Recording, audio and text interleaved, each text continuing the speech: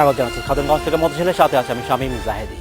পোশাক শিল্পের টেকসই প্রবৃদ্ধি নিশ্চিত করতে দ্বিতীয়বার মতে ঢাকায় অনুষ্ঠিত হয়েছে অ্যাপারেল সামিট 2017। সম্মেলনে এবার অংশগ্রহণ নিয়েছিল বিভিন্ন রকমের আলোচনা এবং সমালোচনাও ছিল। আজ আমরা আলোচনা করব কেমন হলো এবারে অ্যাপারেল সামিট। এই নিয়ে কথা বলতে আমাদের স্টুডিওতে রয়েছেন বিআইডিসির senior research fellow doctor Naznin Ahmed এবং বিজিএম এর সদস্য এবং অ্যাপারেল সামিটের সহযোগী আয়োজক মহিউদ্দিন রুবেল। তবে আলোচনা শুরু করার আগে দেখে নেব একটি প্রতিবেদন। পোশাক শিল্পের টেকসই প্রবৃদ্ধি নিশ্চিত করতে বিজিএমই এর আয়োজনে দ্বিতীয়বারের মতো অনুষ্ঠিত হচ্ছে ঢাকা অ্যাপারেল সামিট 2017। এর উদ্বোধন করেন প্রধানমন্ত্রী শেখ হাসিনা। সম্মেলনে উদ্যোক্তা, শ্রমিক প্রতিনিধি, নীতি নির্ধারক ছাড়াও পশ্চিমা বিশ্বের সুশীল সমাজের প্রতিনিধিরা যোগ দেন। দেশের রপ্তানি আয়ের প্রায় 80% পোশাক খাত থেকে আসে জানিয়ে প্রধানমন্ত্রী বলেন, নিরাপদ ও টেকসই পোশাক শিল্প গড়ার পথে এগিয়ে যাচ্ছে বাংলাদেশ। ঋতুভেদে চাহিদা অনুযায়ী পোশাকে বৈচিত্র্য এনে রপ্তানির নতুন বাজার খুঁজতে ব্যবসায়ীদের আহ্বান জানান তিনি। একটা উপর নির্ভরশীল থাকলে হবে না। যেমন ইতিমধ্যে আমরা সিদ্ধান্ত নিয়েছি আমাদের আমরা আইসিটি পার্ক করছি, এটা একটা রপ্তানির ক্ষেত্রে বিরাট একটা সুযোগ আমাদের জন্য সৃষ্টি হবে। ঠিক এভাবে আরও নতুন নতুন ক্ষেত্র, নতুন নতুন আইটেম, কোথায় কী ধরনের বাজার আমাদের ব্যবসায়ী মহলকে সেটাও খুঁজে বের করতে হবে। স্বাধীনতার সুবর্ণ জয়ন্তীতে $50 বিলিয়ন রপ্তানি আয়ের লক্ষ্যমাত্রা নির্ধারণ করা হয়েছে। এ চ্যালেঞ্জ মোকাবিলায় গ্যাস, বিদ্যুৎ সহ প্রয়োজনীয় সহায়তা দেওয়ার আশ্বাস দেন প্রধানমন্ত্রী। বাংলাদেশের তৈরি পোশাক খাত থেকে প্রতি বছর $850 মিলিয়ন মার্কিন যুক্তরাষ্ট্রকে ট্যাক্স দেওয়া হয় বলেও জানান তিনি। আমরা ইউরোপিয়ান দেশগুলিতে আমাদের duty free, quota free access পাই, একমাত্র আমেরিকা আমাদের কোনোদিন দিল না। এলডিসি কান্ট্রি হিসেবে আমাদের একটা অধিকার আছে, কিন্তু সেটা তো দিলই না। কাজে তারপরেও আমি বলবো, তবু আমরা আমেরিকাকে ট্যাক্স দিচ্ছি। আমরা বোধহয় $3 বিলিয়নের মতো রপ্তানি করি, আর $850 মিলিয়ন আমরা তাদেরকে ট্যাক্স দিই। কাজে আমাদের ট্যাক্স আবার তারা চলে, এটা আবার মনে রাখতে হবে। পোশাক শিল্পের ঝুঁকি মোকাবেলায় দীর্ঘমেয়াদী পরিকল্পনা নেওয়ারও তাগিদ দেন প্রধানমন্ত্রী। জয় বাংলা, জয় অনিমেষ কর, ইন্ডিপেন্ডেন্ট নিউজ, ঢাকা। শুরু করছি আমরা আলোচনা। ডক্টর নাজনীন আহমেদ এবং মহিউদ্দিন রুবেল, আপনাকে স্বাগত জানাচ্ছি অনুষ্ঠানে। কেমন আছেন আপনারা? ভালো আছি, থ্যাংক ইউ। যারা মহিউদ্দিন রুবেল, আপনার কাছে প্রথমেই জানতে চাচ্ছি যে এবারের অ্যাপারেল সামিট নিয়ে শুরুতে বেশ কিছু কথা হয়েছিল, বলা হচ্ছিল যে বেশ কিছু ব্র্যান্ড আসবে না, পরে আবার বিজেপি থেকে বলা হয়েছে যে আসছে এবং তারা এসছেন। কেন এই সমস্যাটা হলো? এবং তাদের মূল কথা ছিল যে আসলে বলা হচ্ছিল যে আমাদের যে গার্মেন্টস ফ্যাক্টরিতে যারা শ্রমিক আছেন তাদের এক ধরনের জেলের তারা গিয়েছিলেন। ডিসেম্বরে যে একটা আন্দোলন হয়েছিল, তারপরে বেশ কিছু শ্রমিক এবং শ্রমিক সংগঠনের নেতারা জেলে গিয়েছিলেন। তাদের ছাড়ার ব্যাপারটা আসলে একটা বড় কারণ ছিল বলে মনে হয়। কেন এটা হলো আসলে? ধন্যবাদ আপনাকে আমাকে আমন্ত্রণ জানানোর জন্য। প্রথমেই দেখেন, আমরা যখন প্রথম সংবাদ সম্মেলন করি আমাদের ঢাকা অ্যাপারেল সামিট নিয়ে, সেটা বিজিএমই কমপ্লেক্সে সংবাদ সম্মেলনটা হয়েছিল। একই কোশ্চেনের সম্মুখীন আমার মাননীয় প্রেসিডেন্ট হয়েছিলেন। প্রথম কোশ্চেনটাই ছিল সংবাদ সম্মেলন এটি। তখন ওনার যে বক্তব্য ছিল সেটার আলোকে আমিও এখনো সেভাবেই আমি উপস্থাপন করতে চাই যে আসলে এটা ছিল একটা শোনা কথা আমাদের ধারণা অনুযায়ী। বিকজ এরকম কোনো কমিটমেন্ট বা কোনো আমাদের কাছে কোনো ইনফরমেশন সরাসরি কখনোই আসেনি। এবং যখন আমরা জেনেছি যে এরকম কোনো কিছু প্রোপাগান্ডা হচ্ছে, যে এই ধরনের একটা ব্যাপার হতে পারে, সো অবভিয়াসলি আমার প্রেসিডেন্টের বা আমাদের যে বক্তব্যটা ছিল যে let's see what it happens, যখন আমাদের সামিট হবে সেদিন হবে। এবং আমরা বলে দিয়েছিলাম যে যেদিন সামিট হবে সেদিনই দেখতে পারবো কে আসবে কে আসবে না।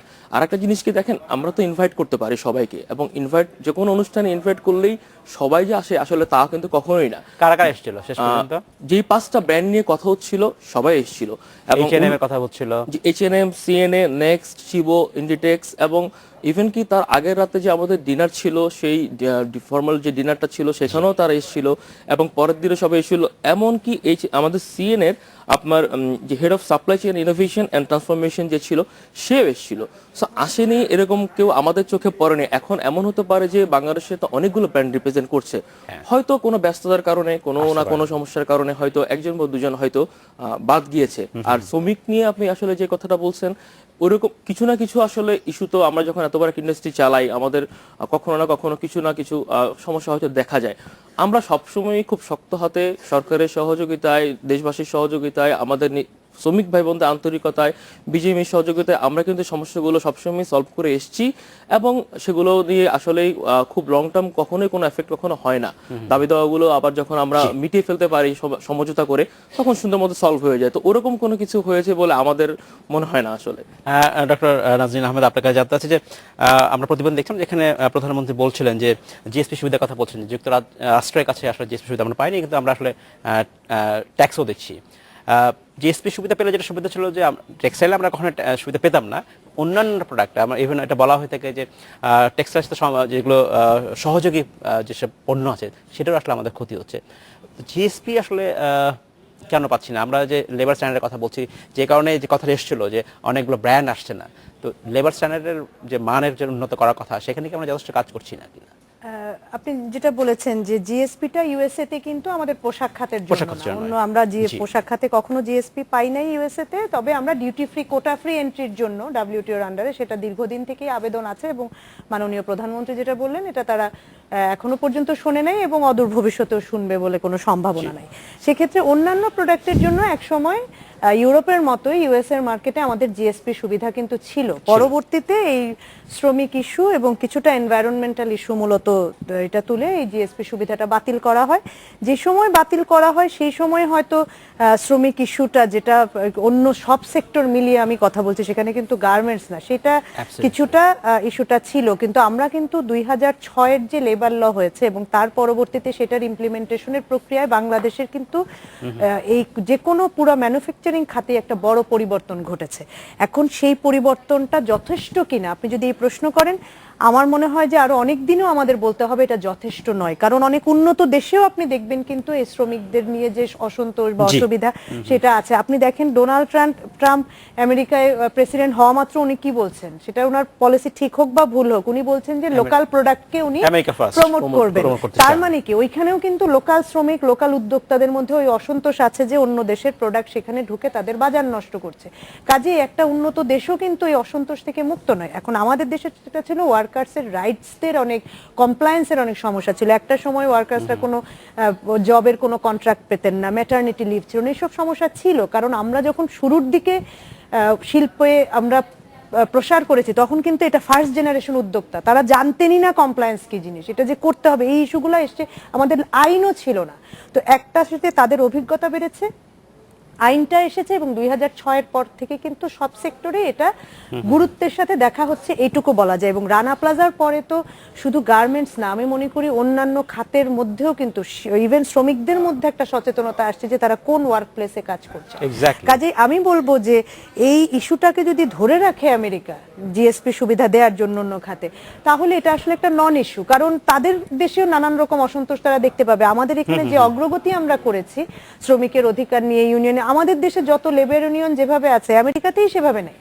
তারপরেও আমাদেরকে এটা বলা হচ্ছে এবং দেখা গেছে সবচেয়ে বড় কথা হচ্ছে বাংলাদেশের যে অবস্থা শ্রমিক নিয়ে, এরকম অনেক কান্ট্রি আছে যাদের একই ধরনের অবস্থা কিন্তু সেখানে তারা তাদেরকে সুবিধা দিচ্ছে, যাদেরকে জিএসপি দিচ্ছে। তাতে একটুখানি মনে হয় যে আমাদের প্রতি বিশেষত হয়তো আমাদের গার্মেন্টসের কম্পিটিটিভনেস বা এগুলোর কারণেই অন্যান্য খাত মিলে একটু বিমাতা সুলভ আচরণ আসলে আছে। কিন্তু যেটা রুবেল, আপনার কি মনে হয় এবার যে সামিটটা হলো অ্যাপারেল সামিটে লেবার স্ট্যান্ডার্ড, লেবার ইস্যুসগুলো কি কতখানি এসেছিল, এই বিষয়গুলোকে আপনারা কোনো প্রশ্ন ফেস করেছেন কিনা স্পেশাল পায়ারদের কাছ থেকে?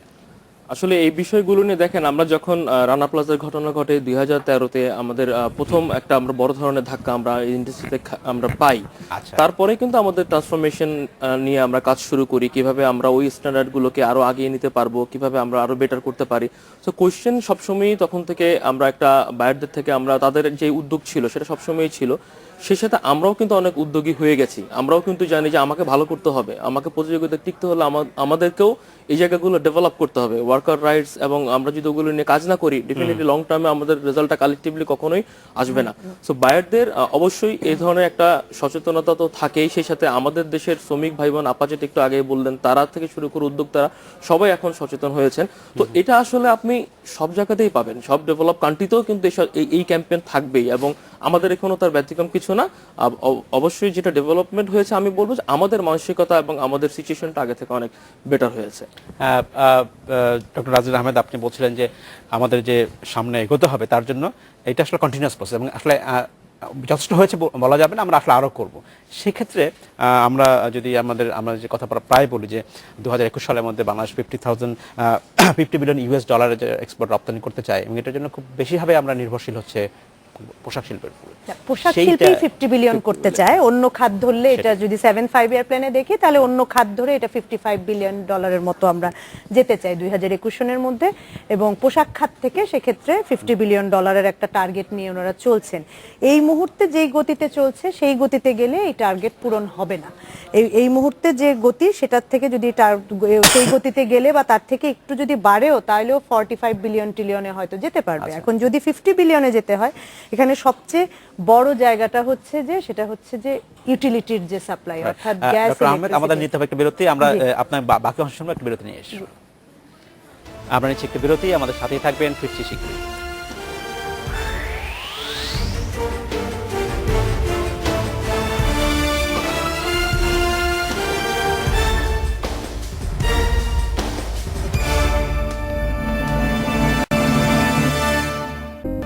স্বাগত একবার খাতুনগঞ্জ থেকে মতিঝিল। আজ আমরা আলোচনা করছি অ্যাপারেল সামিট 2017 নিয়ে। এই নিয়ে কথা বলতে আমাদের স্টুডিওতে রয়েছেন বিআইডিসির senior research fellow doctor Naznin Ahmed এবং বিজিএমএর সদস্য এবং অ্যাপারেল সামিটের সহযোগী আয়োজক মহিউদ্দিন রুবেল। জনাব রুবেল এবং জনাব ডক্টর নাজনীন আহমেদ, আপনাকে স্বাগত জানাচ্ছি অনুষ্ঠানে। ডক্টর আহমেদ, আপনি বলছিলেন বিরতি যাওয়ার আগে যে 50 বিলিয়ন এক্সপোর্ট অর্জন করতে হলে আমাদের কি করতে হবে এবং সেই জন্য আমরা কোন পথে আছি? আমরা $50 বিলিয়ন যে আরএমজির অর্থাৎ গার্মেন্টসের যে এক্সপোর্টের টার্গেটটা, আমি জাস্ট বলছিলাম যে ওই টার্গেটটা এখনকার যে গতিতে যে অবস্থায় চলছে তাতে ওই টার্গেটটা আসলে অর্জন করাটা বোধহয় সম্ভব হবে না। কিন্তু তারপরেও এরকম একটা টার্গেট থাকা কিন্তু ভালো, কারণ ওই টার্গেটটা তারা যখন করেছিলেন ওই টার্গেটের সাথে সাথে কিন্তু বেশ কিছু বিষয়ের উপরে মনোযোগ দিতে বলেছিলেন তারা, যে বিষয়গুলো শুধু গার্মেন্টস শিল্প না অন্য শিল্পকেও এগিয়ে নিতে সাহায্য করবে। এবং ওইটার ভিত্তিতেই কিন্তু আমাদের সপ্তম পঞ্চবার্ষিক পরিকল্পনায় যে রপ্তানির টার্গেটগুলো সেগুলো কিন্তু করা হয়েছে। এখন আমরা $50 বিলিয়ন যেতে পারবো কি পারবো না সেটার চেয়েও বড় কথা হচ্ছে যে আমরা কিভাবে এই সেক্টরের প্রবৃদ্ধিকে যথাসম্ভব শক্তিশালী করতে পারি। এবং সেই ক্ষেত্রে সবচেয়ে বেশি জরুরি যে জায়গাগুলো সেটা হচ্ছে যে এই সময় কিন্তু এই গার্মেন্টস খাতটা প্রচন্ড রকম পরিবর্তনের ভিতর দিয়ে যাচ্ছে, নানান রকম পরিবর্তন। অ্যালায়েন্স অ্যাকর্ডের কারণে কিন্তু যেটা হচ্ছে অনেক ফ্যাক্টরিকে রিলোকেট করতে হচ্ছে, অর্থাৎ এক জায়গা থেকে আরেক জায়গায় নিতে হচ্ছে। সুতরাং সেই নতুন জায়গায় যেখানে যাচ্ছে সেখানে কিন্তু ইউটিলিটির সুবিধা আছে কিনা, গ্যাসের সাপ্লাই আছে কিনা, ইলেকট্রিসিটির সাপ্লাই আছে কিনা সেটা তাদের দরকার হচ্ছে। এবং গ্যাস এখন একটা বড় চ্যালেঞ্জ, কারণ গ্যাসের সাপ্লাই যদি ঠিক না থাকে তাহলে কিন্তু ওনার যে প্রবৃদ্ধিটা হবে সেই প্রবৃদ্ধিটা অ্যাকোমোডেট করা যাবে না। পাশাপাশি হচ্ছে আমরা চিটাগাং 4 লেন করতেই দেখেছি যে বছরের পর বছর চলে গেছে, সেইটা দিয়ে কিন্তু আগামীতে আপনি এখন 34 বিলিয়নের রপ্তানি আর 50 বিলিয়নের রপ্তানি তো একরকম হবে না। সেটার জন্য আমার পোর্ট ফ্যাসিলিটি লাগবে, কন্টেনার ফ্যাসিলিটি লাগবে, পোর্টে যেতে যে কানেক্টিং রাস্তাগুলো সেটার পরিবর্তন লাগবে।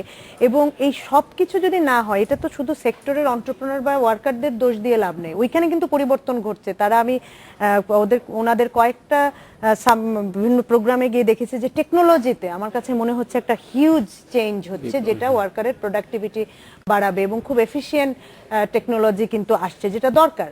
তো কাজেই আমাদের যেটা এখন করতে হবে যে 50 বিলিয়ন টার্গেটকে সামনে রেখে এই সেক্টর সহ অন্য সেক্টরের যাতে সর্বোচ্চ প্রবৃদ্ধি অর্জন করতে পারি সেটার জন্য ইউটিলিটি সার্ভিস, ভূমি অর্থাৎ ল্যান্ড দরকার। উনি রিলোকেট করে কোথায় যাবেন সেই ভূমি, অর্থাৎ তার মানে এসে যায় ইকোনমিক জোনের কথা, সেটার বাস্তবায়ন দরকার।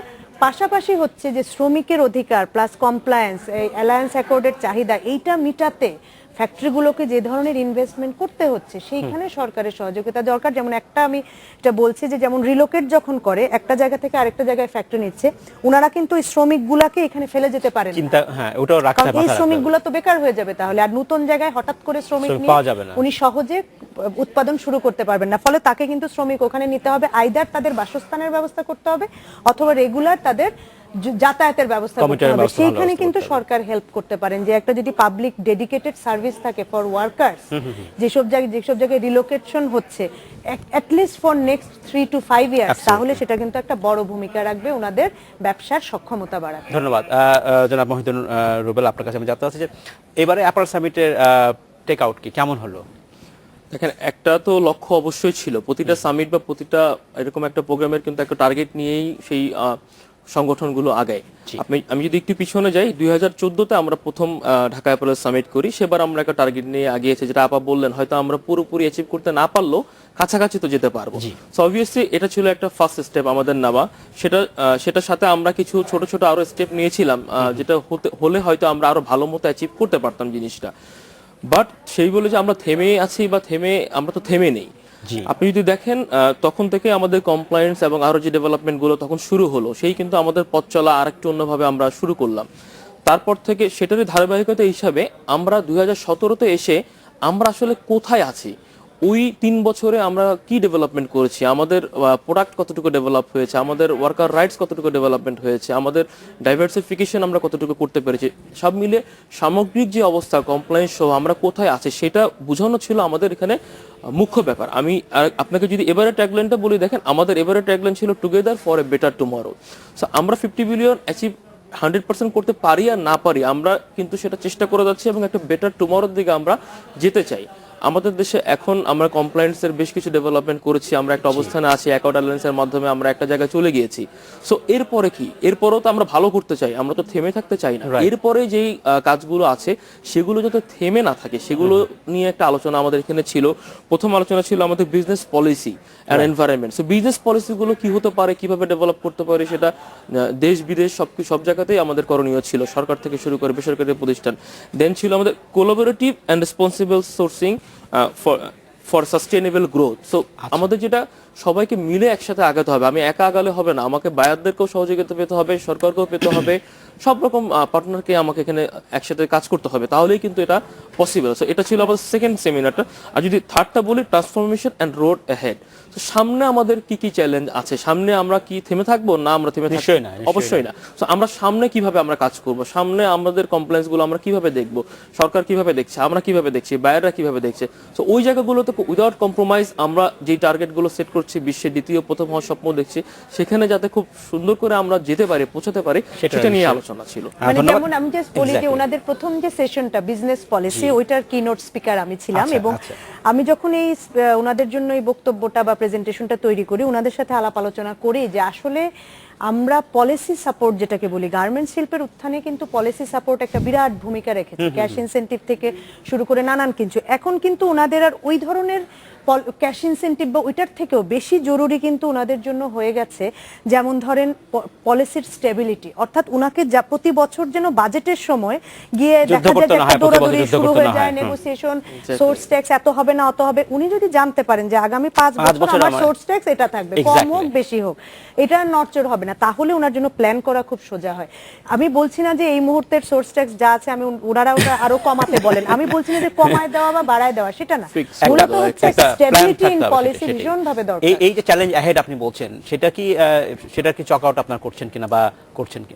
অবশ্যই চক আউট করছি, যেটা আমি আমার বক্তব্যে কিন্তু আমি একটু বলেওছিলাম যে আমরা চিন্তা করছি, ধরেন এখন তো আমরা অ্যাকাউন্ট অ্যালায়েন্সের মাধ্যমে কাজ করছি। সো অ্যাকাউন্ট অ্যালায়েন্স থাকুক আর না থাকুক, সেটা আসলে সরকার বা এটা অনেক সমঝোতা বা অনেক চিন্তা ভাবনার ব্যাপার আছে, সেদিকে আমরা নাই যাই। বাট এরপরে কি, কেউ না কেউ তো মনিটর করতে হবে, কাউকে না কাউকে তো দায়িত্ব নিতে হবে। সো অবভিয়াসলি সেই দায়িত্বগুলো নিয়ে পজিটিভলি কিভাবে আমরা আমাদের স্টেপ নিতে পারি, আমাদের responsibility individually as a entrepreneur কি হওয়া উচিত, বায়ারদের ভূমিকা কি থাকা উচিত, সরকারকে কিভাবে সাপোর্ট করতে পারে, সেই জায়গাগুলোতে অবশ্যই সেগুলো নিয়ে আমরা কাজ করছি। ধন্যবাদ মহিউদ্দিন রুবেল।